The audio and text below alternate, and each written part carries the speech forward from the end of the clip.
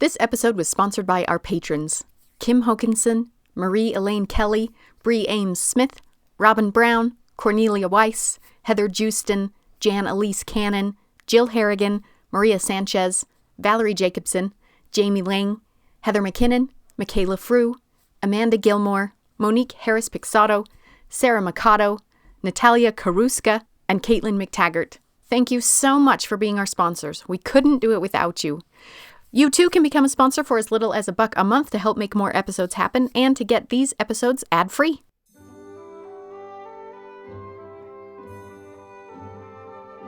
Hi, Olivia. Hi, Katie. In 1912, a 51-year-old woman by the name of Juliette Gordon Low returned to her hometown in Savannah, Georgia. She had been rocked by life.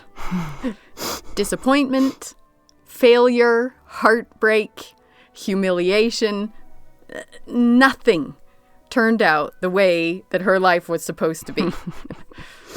Because she'd been a young debutante in the Victorian era. A child of wealth. She was a Southern Belle. So her life, of course, was prescribed. Wife, motherhood. Angel in the home. None of that turned out the way that she was promised. And when she came back home to her mother's house in Savannah, Georgia, she said, "I've identified the problem, Mom.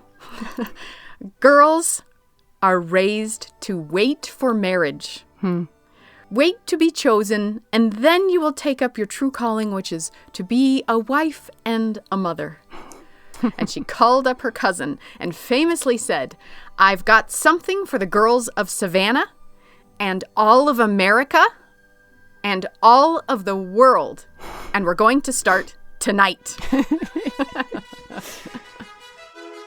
I love a bold opening.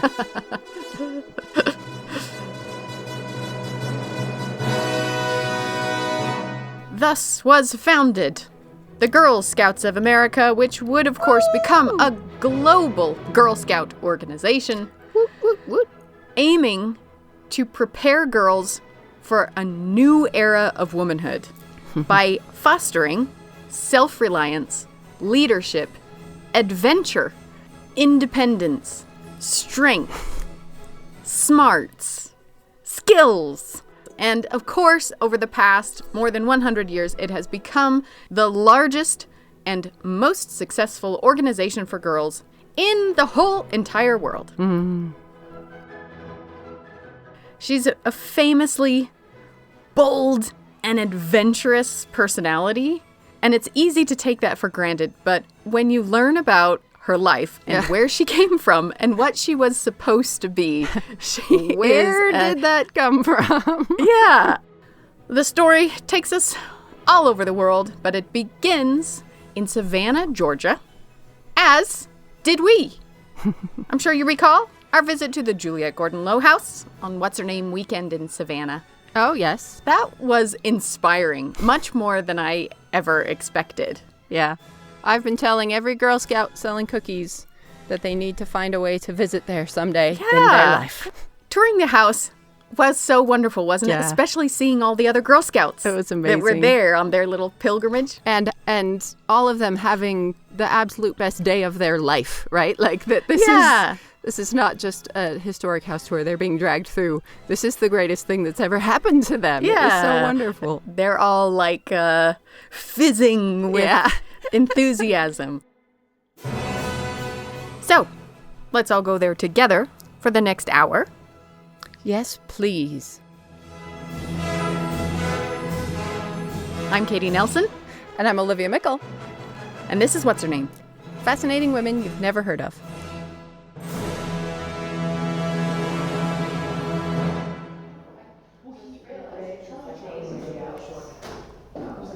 Alrighty. Well, welcome everybody to the Juliette Gordon Low Birthplace. I'm Kate. I'm going to be your tour guide today, and I am so excited to welcome all of you here. Now, as the name of our museum sort of suggests, Juliette Gordon Low, the founder of the Girl Scouts, was born in this house on October 31st, 1860. We get to do a house tour with Kate Walker and then sit down with executive director Shannon Browning-Mullis. I'm Shannon Browning-Mullis. I'm the executive director of the Juliette Gordon Low Birthplace, and I lead all collections and archives and museums for Girl Scouts nationally.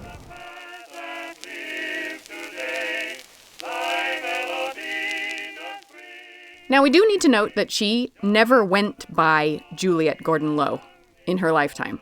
She was the second oldest out of 6 children, and all of her friends and family knew her by the nickname Daisy. And that was really a nickname that would stick with her throughout her entire life. Her family still calls her Aunt Daisy. But I personally feel like, as I did not know her, it would be presumptuous of me to just start calling her by her nickname. So for clarity, we call it the Juliette Gordon Low Birthplace, and because that's the name of the museum, that's the name I'm always going to use for her, so it's a very easy connection for people. Plus, she really liked being a Gordon, and it turned out being a Low wasn't that great. So, we figure, give her the whole name. And we actually know quite a lot about her life because her family was wealthy and well-educated, and they traveled a lot, which also meant that they wrote each other a lot of letters. So they had a very active correspondence, especially as an adult. She and her mother wrote all sorts of details about their lives to each other, which is really great for us.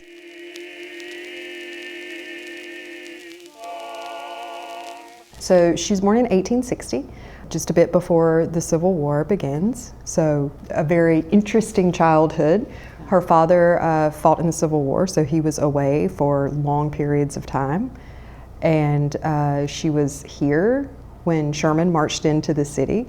Interesting childhood, to say the least. Yes, interesting. I mean, for those who aren't familiar with Sherman's infamous march, he was a Union general, so that's the northern half of the American Civil War. He's this Union general who undertook a 285-mile campaign to destroy the Confederacy by waging total war. In other words, he's just going to annihilate everything.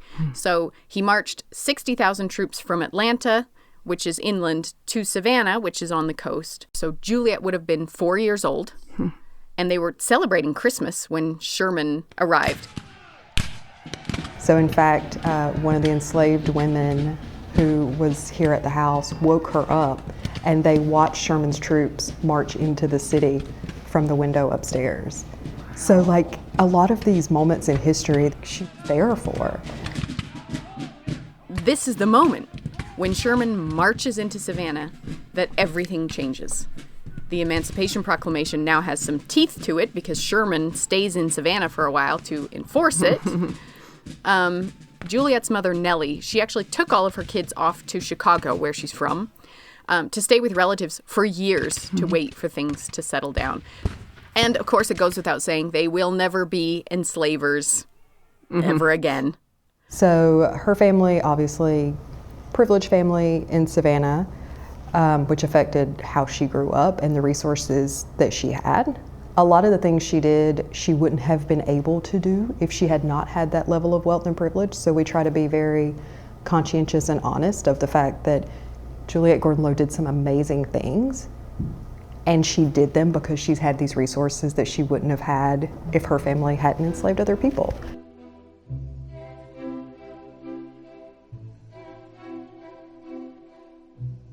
This is the episode of Southern history and American Civil War history, and she comes along basically as that era dies. Yeah. And as she grows up, the only thing that she knows is things are going to be different now.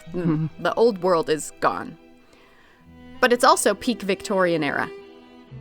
Her education was very much what you expected of a young woman of her stature at the time. At the end of the day, they were teaching her how to be in society, how to be a wife, and how to be a mother. So, as a young woman, as we all know, your job is to wait to be chosen by your handsome prince. And then once you are finally chosen, then your life can begin, right? Yeah. She's going to make a lovely wife for someone someday. Juliette would begin to be courted by her future husband, a man by the name of William Mackey Low. He was the son of one of the wealthiest men here in Savannah, Andrew Low, who had his big old mansion over on Lafayette Square. It's another house museum today. And Juliette was absolutely head over heels in love with Willie Low. He made her smile, he made her laugh. He'd been raised in England, he probably had a British accent, he had a little bitty mustache. He was her total package. Her father did not approve, and his father did not approve, which is kind of an interesting piece of that story because it really speaks to their personalities, because both their parents saw that it wasn't the right fit. Yeah. Interestingly, for the Gordons, they were a really hardworking family, and Willie Low was not. He really liked to socialize, shall we say. So I think Juliette's dad was like, this is not gonna work. But they persisted, so they did marry, spent most of their married life in England. And I think Juliette probably really loved it for a few months. They were part of what's famously known in England as the Marlborough set, the club of aristocrats who partied with the Prince, Edward, Victoria's son, the heir to the throne. They were the it crowd, and what they did was party in all the ways, all that implies. Yeah. Everything you're told did not happen during the Victorian era definitely happened at these parties. You're in England, you're socializing with the aristocracy, there are hunting parties, you're meeting all of these aristocrats and famous people. But then at some point, it's like, well, we did that. Now let's do something meaningful. And her husband was like, this is life. What are you talking about? This is what we do.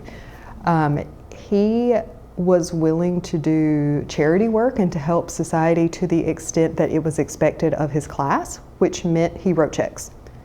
Right? Like that was his duty. And Juliette wanted to get her hands dirty, like physically working to make a difference. And Willie Low was adamantly opposed to that kind of activism and to interacting with people of different spheres in that way.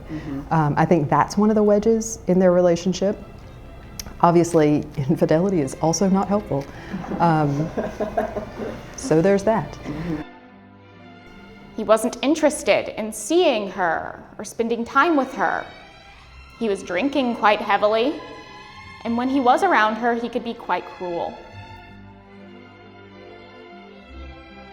This is not the fairy tale she was led to believe. I mean, and they're even in the mansions and the castles and the ball gowns. This is nothing like the dream that she was sold. Yeah. She was having to adjust her reality in every kind of way, including a freak incident that changed her life forever. Juliette suffered from chronic ear infections for most of her childhood, and that was exacerbated on her wedding day when a piece of rice, celebratory rice being thrown, went into her ear and became infected, and she had to have surgery that punctured her eardrum. And so she ended up being hard of hearing her entire life. And we actually know that she experimented with a number of devices that assisted hearing, which in the very early 20th century were not sophisticated devices, and most of them were not that helpful, but it's interesting to see that she was pursuing that. And it's interesting to hear the ideas that they had about her hearing loss. Like her mom sent her a vitrola with records, and I think the idea was like, you should practice your hearing almost. So the way they thought about that was interesting, and then the way she navigated society. So we know she learned to read lips. We know that she just kind of powered through. So she did her best in social situations, but she didn't limit her social situations, which I think is very interesting. And at some point, it became sort of a device she used as a part of her personality. And we know that a couple of people later said after her death that they became involved in Girl Scouts because she asked them to, and when they told her no, that they didn't really have the time or energy to do that, she just said, okay, great, I'll see you Tuesday, and pretended not to hear them.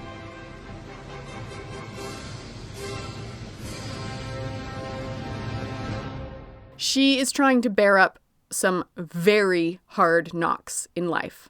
She lost her hearing. Years go by, and more years, and she is not getting pregnant. But this is her job, right? But also, her husband is dismissive, selfish, superficial, vain, possibly violent, alcoholic. And he is not faithful at all. Yeah. No true love, but also no pregnancy, no purpose, no children to sort of, channel her energy and her meaning into. She is living usually alone in their estate between Warwick and Stratford-upon-Avon. And there's this one heartrending story that people in Stratford still tell about her that I think says so much. They say that one day outside the gates of Wellesbourne House, she encountered a tramp who was lying there at the gate. She immediately went up to him, spoke to him, invited him in. Let's get you a bath, let's get you some clothes. And he refused to go in. No, just bring me some food. So she goes inside, gets him a tray of food, brings it back out to him. And first he refused to eat it because he was convinced that she was trying to poison him. So, she goes inside to see if she can find some more resources for him. And then when she comes back outside, he's gone.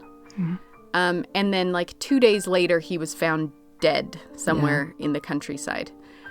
She was devastated by this, devastated that she hadn't done more. It was revealed that he had escaped from the local asylum, and that he was extremely mentally ill.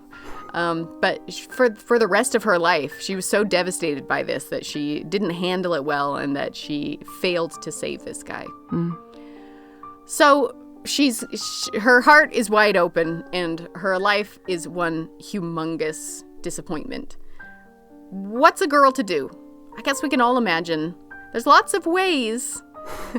Lots of women have dealt with this exact kind of devastation in the past. There are healthier ways and there are unhealthier ways. She decides she's going to stay busy. She's going to give herself meaningful things to do. She's going to learn skills. She's going to devote herself to new passions. She visits the Stratford-upon-Avon workhouse every week to volunteer. She always had dogs. She always had birds, horses, her intense love of animals. And that was a really big part of the things that she cared deeply about. In a lot of the photos we have of her, she either has a bird sitting on her finger or a dog at her feet or both. So I think that's also a kind of neat part of her personality. But my favorite, of course, is so un-Victorian lady. The lady of the manor. She learns woodworking. Yeah.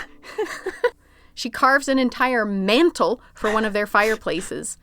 And then she ups the ante and she learns blacksmithing. I'm trying to think of the least Victorian lady of the manor pursuit. That's up there. So a pretty incredible woman. Yeah. I think she found somebody close to where they were living in the UK to teach her to blacksmith, because that's not something you're going to somebody's studio to learn, right? Yeah. That's a very different type of skill. And in fact, we have documentation that she had to have her dresses let out when she was doing a lot of blacksmithing because her arm muscles got so big they would not fit into her society dresses, which I think is the most delightful kind of weight gain I've ever heard of. She forged the decorative iron gates for the estate herself. I mean, Amazing. I have never heard of that before. I love it so much. They shipped them from Wellesbourne to the Juliette Gordon Low house in Savannah, so now you can go and see them. Yeah, and they're incredible. I mean, they're like masterpieces of ironwork. I mean, they're amazing. I kind of wonder, we don't know, she didn't say, but I kind of wonder things like that. She was rebelling against the box Willie was trying to put her in. you know, when it was this, like, we're constantly, like, hanging out with the Duchess, and she was like, cool, I'm gonna go blacksmith now. Yeah.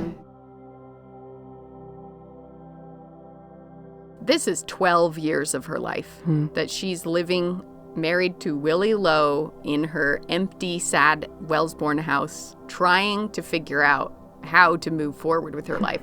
So what I see is grief channeled into something physical. Yeah. What I see is a woman trying not to self-destruct, which was certainly the path her husband was on. Yeah. And reclaiming her own identity and, like, what she's about and what she's for, right? That, okay, Yeah. if I'm not for decorative wifely motherhood, then what am I about? Maybe I'm about blacksmithing. Maybe I'm about animal rescue. Maybe I'm about humanitarian aid, you know, that trying to expand her own outline, Yes. like physically and metaphorically.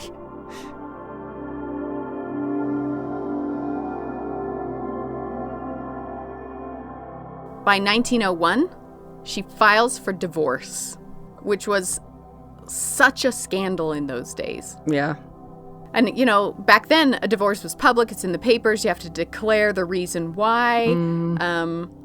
And she is fully prepared in her 40s to be a childless divorcee in the Gilded Age. Like, she is leaning all the way into humiliation. Yeah. But before the divorce had been finalized, Willie died in 1905. Almost certainly as a result of his alcoholism and his lifestyle. So, she'd been brave enough to be a shamed divorcee, but now she's a widow. Yeah. Her entire education had trained her for wife and motherhood. Now she's in her 40s, and she is neither. She could have taken so many different paths right here. She has money. Is marred by scandal. She has no children. Juliette Gordon Low goes, I'm going to see the world. I'm going to go places, not just the expected places. I'm going to go all the places. But of course, a woman can't travel on her own. I mean, she is in her 40s, so she's considered like this matron, basically. Elderly. And she says, you know what I'm going to do? I'm going to take my nieces. I'm going to take my cousins. I'm going to take all the young women in my life. I am going to show them the world and give them a different way forward. They need to know what's really out there.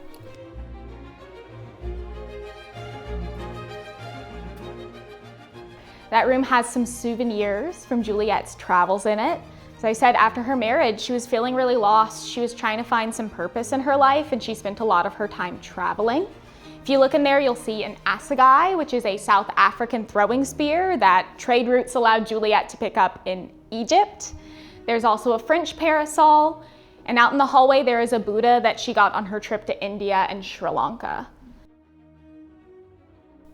This is 6-7 years of travel to some amazing places, and not just little tourist trips, but she's in India for well over a year. And then a fateful dinner party, 1911. Juliette is 51 years old. She's just traveled all around the world. She comes back to England, and when she's in England, she gets invited to a luncheon. And at that luncheon, she gets sat right next to a man she is determined not to like. You see, she thinks this man has stolen some war glory from some friends of hers. Juliette is a very, very loyal friend. So she decides she is going to have absolutely nothing to do with this man. Though, by the end of the luncheon, she has a lot of respect for this man and a lot of respect for his organization. This man is Robert Baden-Powell, founder of the Boy Scouts. Though Baden-Powell does have a little bit of an issue during this time period. You see, girls keep trying to join the Boy Scouts. So Baden-Powell, he goes to his sister, Agnes, and he asks Agnes to form a sister organization to the Boy Scouts called the Girl Guides. I love that the reason Girl Guides exist is because girls just kept showing up to Boy Scouts. And they were like, this is not for you. And they were like, but it should be. And so they just kept showing up. So Agnes Baden-Powell founded Girl Guides as a sister organization to Boy Scouts. And Juliette Gordon Low became close friends with both of them. And this is where Juliette really starts to get interested. She moves to a small town in the Scottish Highlands, where she forms her own troupe of Girl Guides. Now, I think that Juliette had a pretty positive impact on the lives of these girls, though I think they had a positive impact on her as well. You see, without this first troupe of guides, I don't think Juliette ever would have had the hands-on and the practical scouting experience that she really needed to bring the Girl Scouts to the United States. So, we have a lot to thank them for. And we do have a sculpture Juliette made of one of those Girl Guides on our mantle over here. That is one of those girls threading a needle. She found her meaning. She found her deeper purpose. And of all causes, I totally see why Girl Scouts was it. Yeah. I mean, Juliette lived the world before Girl Scouts. And from her years of real life experience, I kind of see her looking back and going, you know what? We can do better. We must do better for our girls. I could prevent a lot of this suffering that I experienced. Yeah. The fairy tale is a lie. So if all we're doing is preparing girls for a fairy tale, we're just guaranteeing heartbreak, disappointment, and failure. What if instead we teach them useful skills?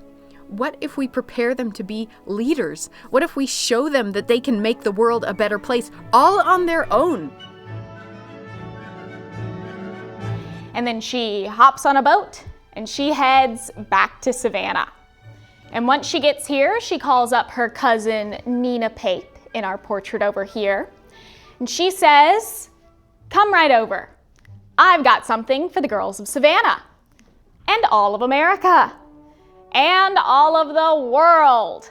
And we're gonna start it tonight." So sure enough, Nina does come right over. And over tea, Juliette lays out her plans for the Girl Scouts. I remember in the room thinking randomly of a quote from James Taylor. During his concert with Carole King, and he said, sometimes in life, a door opens and the rest of your life is on the other side. Ooh. And this feels like that. And as he pointed out, usually it's bad. That's a bad thing. But sometimes it's a beautiful door that opens. And this felt like that for me. Like the door opened and she went, there it is. That's the thing I've been looking for.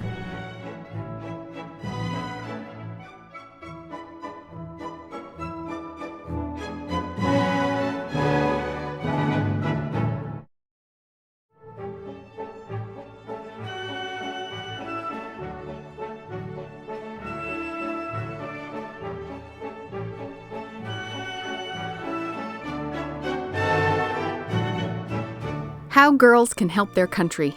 Handbook for Girl Scouts. Forward. If character training and learning citizenship are necessary for boys, how much more important it is that these principles should be instilled into the minds of girls who are destined to be the mothers and guides of the next generation. Honor, duty, loyalty, kindness, comradeship, purity, cheerfulness, and thrift are the qualities it seeks to develop. To be a Girl Scout, a girl should love and admire these things in other people, seek to attain them for herself, and to promote them among her comrades, not in any priggish fashion, but through being loyal, honorable, kind, and helpful, in the home, in the school, in the field, on the playground, and in the clubroom. The captain should remember that simple living in the spirit of this law is more important than being able to state the law and talk glibly about it. Children learn more from imitation and from the right ordering of their experiences than they do from any amount of didactic teaching. A captain should avoid preaching and formalism. She should live with her girls in a happy, helpful, wholesome, honorable spirit, and so promote the same spirit in the patrol.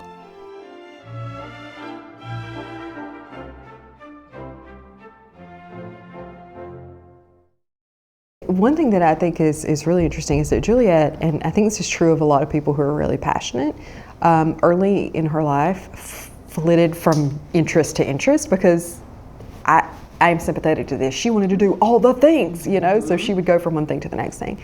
And so when she originally founded Girl Scouts, her family, not they weren't supportive, but they were like, this is really nice for you. Call us when you get ready to do the next thing. And I think a lot of them were surprised that she really dug in and this became the cause for the rest of her life.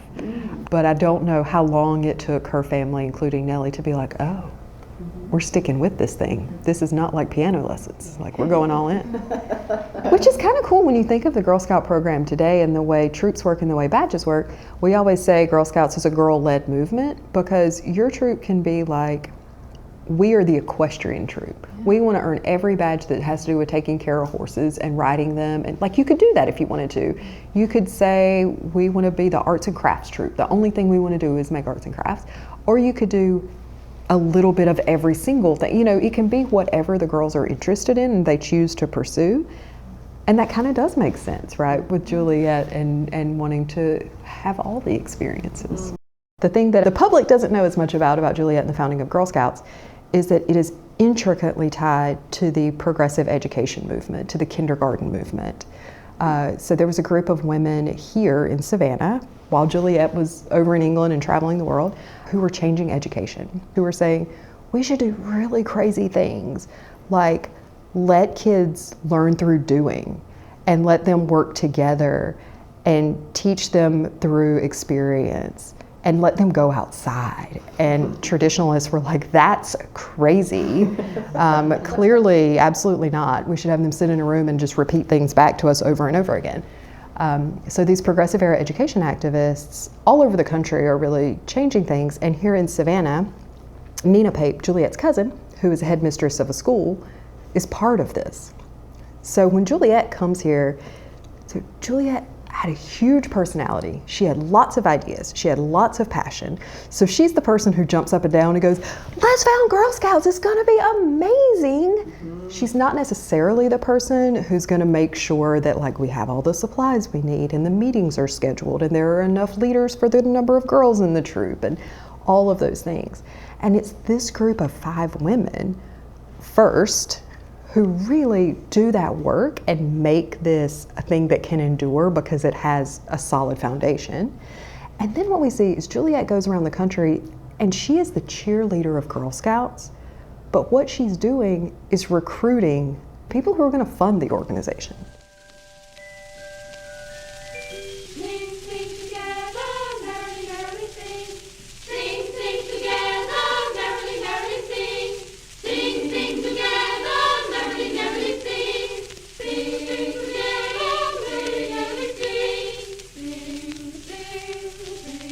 Handbook for Girl Scouts. Be strong. To carry out all the duties and work of a scout properly, a girl must be strong and healthy. It may take a little time and care to make yourself so. It means a lot of exercise, running, walking, jumping, and playing games. Sleep with your windows open summer and winter, and you will never catch cold. Too soft a bed tends to make people dream, which is unhealthy and weakening. Don't lay abed in the morning thinking how awful it is to have to get up. Rouse at once and take a smart turn of some quick exercise. Have a daily bath if you can, or at least take a good rub down with a wet towel.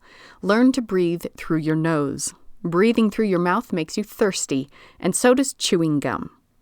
As a scout, you will be taught how to make yourself strong by taking healthy exercise, gymnastics, and drill. Plenty of open air and good, wholesome food, not your sticky sweets. They ruin your teeth and spoil your appetite. Take your measurements and see how you improve month by month according to the table on page 74. Useful knots. everyone should be able to tie knots. A knowledge of knots is useful in every trade or calling and forms an important part of a Girl Scouts training. As it may happen someday that a life may depend on a knot being properly tied, you ought to know the proper way to do so.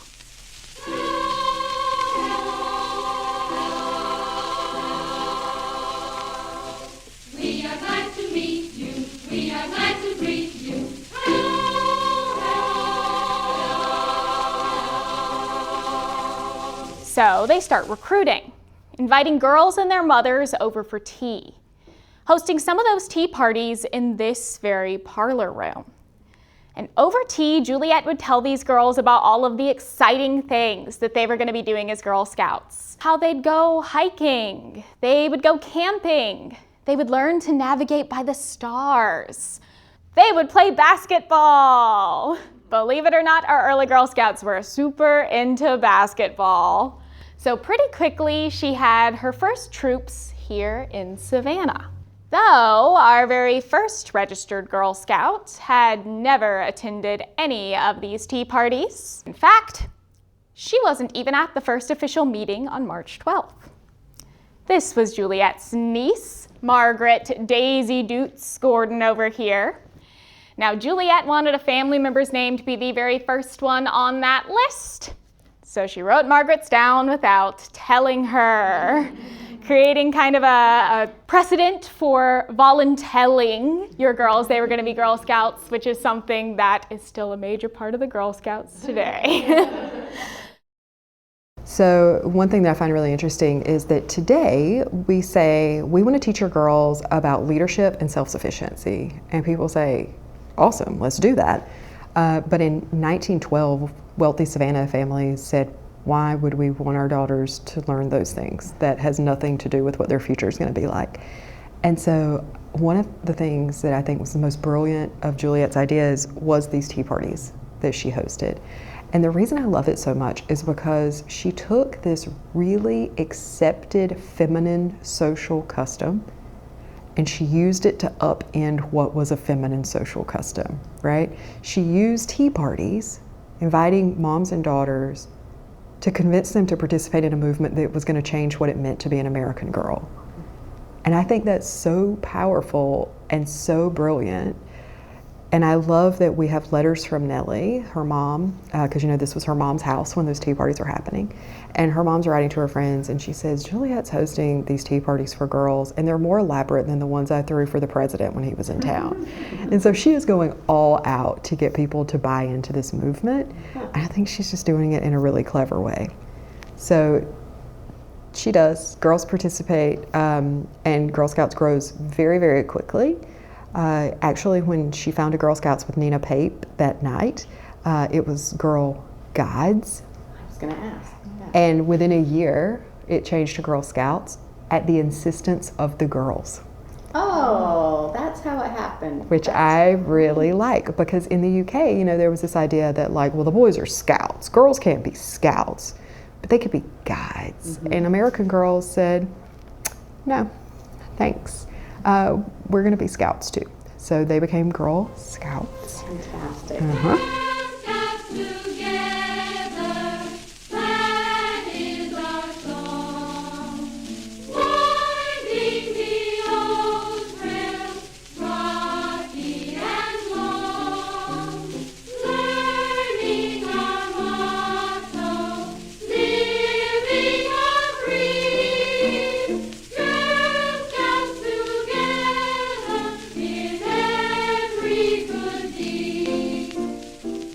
In that moment, women around the country are more than ever saying, you know what?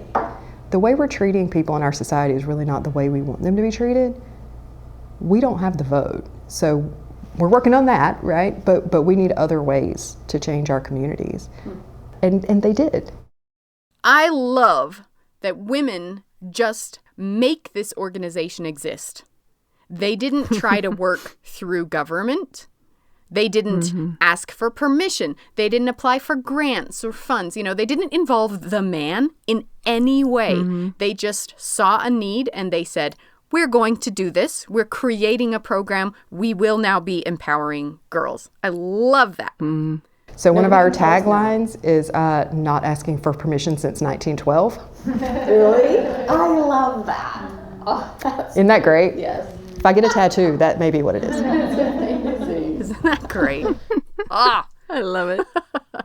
So, of course, she's got a lot of connections. And as Kate mentioned, Girl Scouts has a long history of voluntold activism. So she goes around and asks people to be part of Girl Scouts. And if they say, no, they don't have time, she says, I have a bad ear. I can't hear you. I'll see you Tuesday. And they all get involved in Girl Scouts. So I think the underrepresented story of the founding of Girl Scouts is it's the story of women all over this country coming together to support a movement to change the lives of girls. And you have to think about the fact that at the time Girl Scouts was founded, well, women didn't have the vote for one thing, and you couldn't even make a phone call across the ocean, right? So communication is limited and it takes some time. So the fact that Girl Scouts expands all the way across the country, it's a pretty big country, in just a few years is remarkable. it's kind of like Boy Scouts, but not. They write a handbook. Here's my copy. I read it cover to cover. Delightful.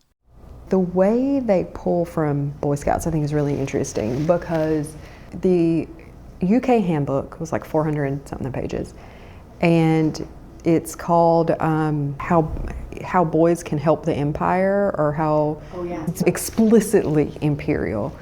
And when that moves to the US, the Girl Scout handbook becomes about 100 pages. A lot of the imperialism goes away. And in the UK, the survival skill pieces harken back to military service and how to be a good soldier and those kinds of things. In Girl Scouts, they go to a love of nature. And so it's those same skills, you know, like you're building a fire, you're sleeping outside, but they talk about it as a love of nature and the natural world. And I think part of that is Juliette's love of wildlife and animals, and I think those things are connected. Handbook for Girl Scouts. Shooting. All Scouts should know how to shoot.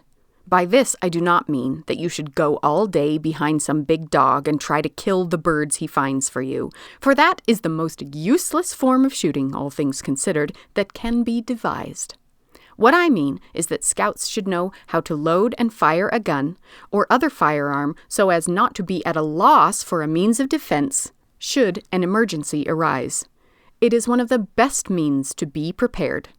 My preference for practice of this kind is a small rifle, as being much less dangerous than any form of pistol and excellent training for hand and eye. Insects always seem to be the dominant chord in the harmony of nature. Birds are the chorus and flowers the rhythm. Study insects alive. Feed and raise caterpillars. Taking care of a baby caterpillar is much like taking care of any other baby. He must be handled very gently and his food carefully selected. He never cries, and when he does at last go to sleep, he makes his own cradle. You must then watch and see if you can catch him waking up. That is glory enough for one day. You can watch him dry his wings and take his first flight, for your baby caterpillar will be a butterfly. If you do see him take his first meal in his new state of existence, you will be surprised at the length of his tongue. And the way he holds his tongue is a lesson to little chatterboxes, for he just rolls it up and tucks it away and says nothing.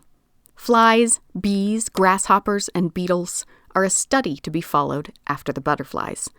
Watch the spiders build their webs. Some of them can dive and some can fly. You doubt it? Watch them. Seeing is believing. How to secure a burglar with 8 inches of cord. Make a slip knot at each end of your cord.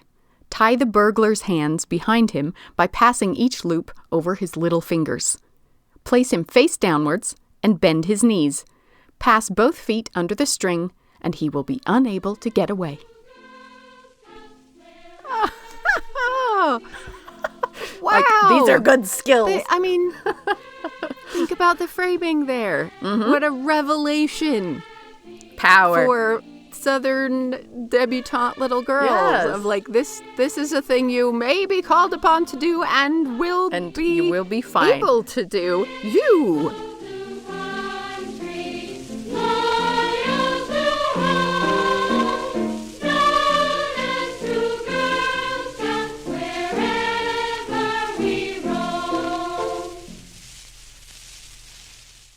I can honestly say that when I see her passion and ability to like dive deeply into a thing, like I totally feel that, because I want to do everything and I think everything is amazing, and if we all just do it together like we can.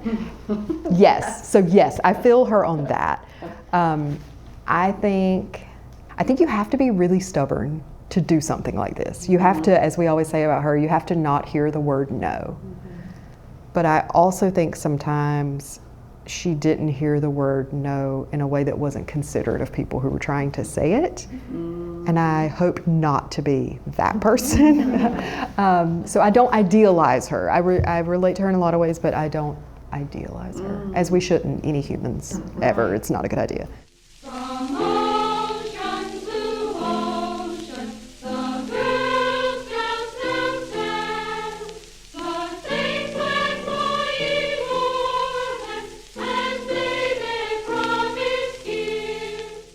So today we have the World Association of Girl Guides and Girl Scouts, and there are, I believe, 153 countries that are part of that. And Juliette was very committed to that idea of this international organization that connected girls. And so she spent quite a lot of time traveling around advocating for that with her colleagues from all over the world. And I love that. Like we talk about Juliette as one of the first global citizens and what it means to be a responsible global citizen and make the world a better place. Handbook for Girl Scouts. Helping others. All Girl Scouts remember that by their promise, they are bound to do a good turn to somebody every day. When you get up in the morning, you tie a knot in your necktie or handkerchief, which is only untied when you have done something for somebody. Even to make room on a seat for someone, to give a thirsty one a drink, whether it be an animal or only a human being, or even to lessen the mind worry of a fellow creature. It only counts if you do not take any reward for it or mention it. We can all help by being considerate. Show that you are thinking of others so that it will be a good example for passers-by. Moral courage is one thing that all Scouts keep a stock of. When mean girls want you to join in some low fun, when you think it's not right, ask yourself if Mother would like to see you doing it. Be brave and have courage to say it isn't right. You will feel twice as happy afterwards. Every time you show your courage, it grows. It becomes easier to be brave after every time you have tried to be courageous.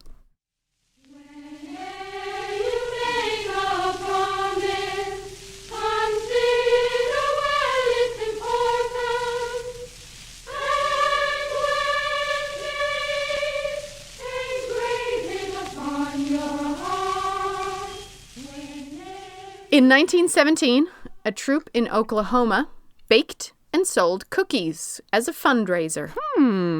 It went over really well. Seems like a good idea. And then, so we published a magazine for a long time called the American Girl magazine. And somebody publishes a recipe in the magazine and says, you can use this for a fundraiser. We recommend you sell them for this much. And so girls across the country start doing that. Here, I baked some this morning from the original recipe. I bought the tea towel in the gift shop with the recipe. Here it is. Here, do you want to see? Yes. Behold! Man, why do we live so far away? Those are beautiful. I haven't actually tasted them yet. Like butter cookies, Yeah, they're right? like thin, and you sprinkle sugar on top. Okay, I'm going to try one.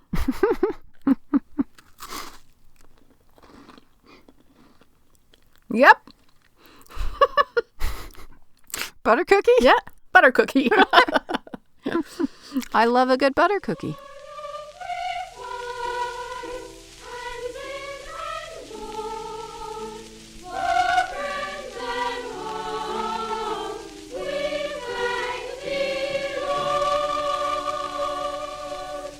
In 1926, there was a huge, now historic gathering of all the Girl Scouts organizations in the world in New York. So the Baden-Powells were there, Robert Baden-Powell and his wife, Olive Baden-Powell, who took over leading Girl Guides, along with hundreds of people from all over the world. And we have these great historic photos of all of them together and these great photos of the flags of all the countries that are represented. So not only did she live to see Girl Scouts spread across the country, she lived to see this global movement start and to be able to see that what she had really worked for had been cemented and was going to continue to exist after her death, which I think she was quite aware was imminent at that point. Sadly, Juliette Gordon Low would pass away on January 17th, 1927 at the Andrew Low House after a very, very long and very, very private battle with breast cancer. She was only 66 years old. Yeah, it was really interesting to me because generally I absolutely did not think of Juliette as a quiet person. I think she was not shy, she was very expressive. But her battle with breast cancer was not something she shared. And a lot of the images we see of her, especially toward the end of her life, like at that international gathering, you might not have noticed it at the time, but now that you look back, you go, oh, her health wasn't great at that moment. The thing I will tell you, and try not to be a silly, weepy girl, is that so she died in the Andrew Low house, which was the one she inherited from her father-in-law, and she's buried in her Girl Scout uniform. And in her pocket is a telegram she got from the National Board the day before that, this is not a direct quote, but it basically says, "You're not only the first Girl Scout, you're the best Girl Scout of all." And it's in the pocket of her uniform.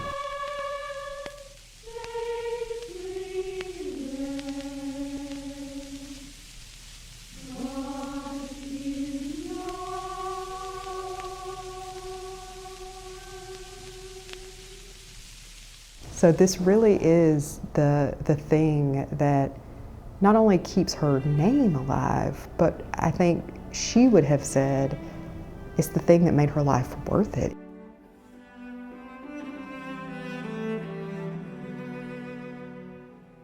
And I think it's interesting that she wanted children and she thought she would have children and she didn't. But if she had, we probably wouldn't have Girl Scouts. If she had donated her life to her kids, we'd be living in a different world today.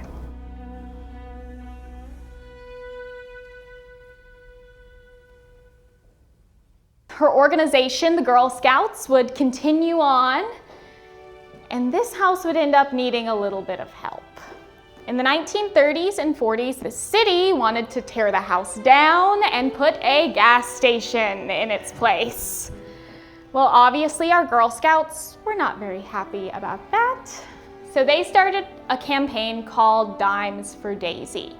Daisy after Juliette's lifelong nickname. They sent in their dimes, they sent in their dollars, and eventually the Girl Scouts purchased the house in 1953 after the girls themselves had raised over $500,000 for preservation work.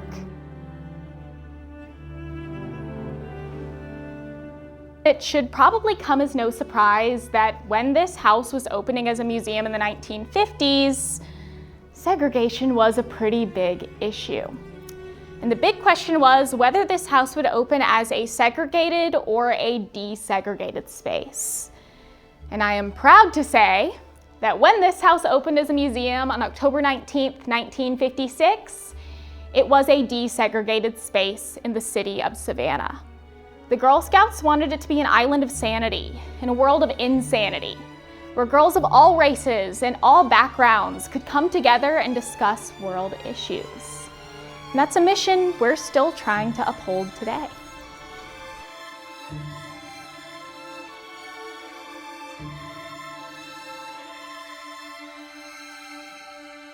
This is Juliette Gordon Low's Presidential Medal of Freedom. This is the highest award a civilian can get in the United States. It was awarded to her posthumously, so after she passed in 2012 by President Barack Obama. And I think the description on its plaque is so lovely. It calls Juliette an artist, an athlete, and a trailblazer. I think that sums her up pretty well. And that those are traits that she has continued to pass down to our Girl Scouts, who are still making major and positive changes in our world today. Our way is clear and we march on, and be our flag on high. It's never furled throughout the world, for hope shall never die. We must unite for love and right, in friendship true and strong, until the earth in its rebirth shall sing our song, shall sing our song. The fact that to this day, the majority of women who are CEOs and astronauts and people in Congress and secretaries of state, by large majority, were all Girl Scouts. I think it's not the story of a woman, it's the story of American women and how when they work together, they completely change the world.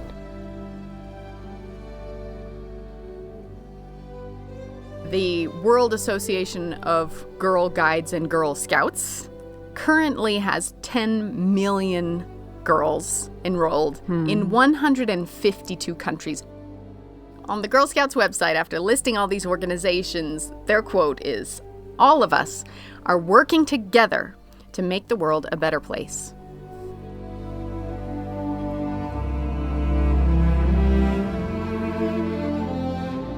I think her story is a story about relationships and collaboration.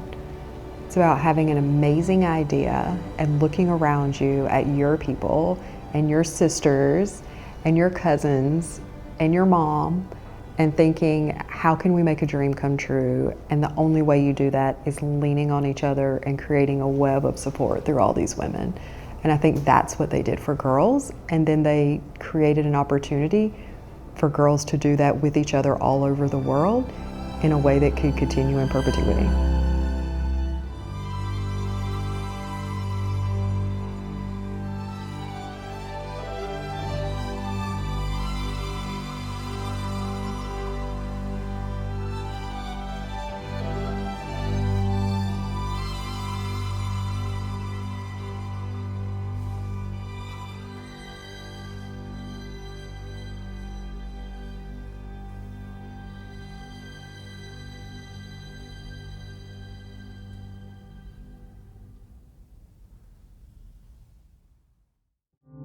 Special thanks to Shannon Browning-Mullis, Kate Walker, and Kristin Mikels at the Juliette Gordon Low Birthplace Museum. If you're ever in or near Savannah, I highly recommend checking it out. If you want to connect to the community of women around you, check the show notes for links to the World Association of Girl Scouts and Girl Guides and Girl Scouts of America. Music for this episode was composed and performed by the National Quartet 1924. The official Girl Scout vinyl album Sing Together, Songs Girl Scouts Sing from 1953. Esther, Abrami, Jesse Gallagher, Rossini, Josef, Strauss, Schubert, with additional sounds by Richard E. Moore. As always, check out the tours section on our website to see where we will be going next. Come and join us. Thank you so much for donating. Thanks for listening.